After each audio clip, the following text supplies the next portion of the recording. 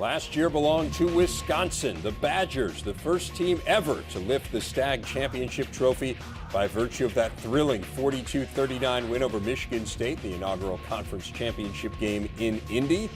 So the first ever conference champ came out of the Leaders Division. We asked you on our Facebook page, facebook.com/BTN, who you thought would win the Leaders this year. Now, we took Ohio State and Penn State out of the equation for this question, so it was overwhelmingly in favor of Wisconsin.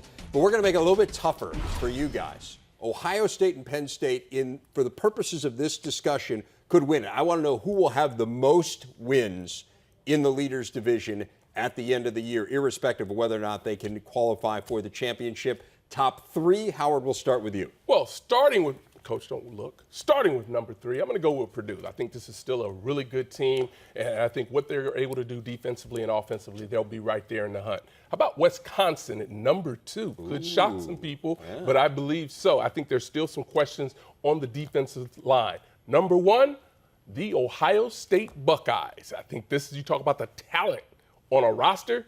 I don't think there's a more talented team in the conference.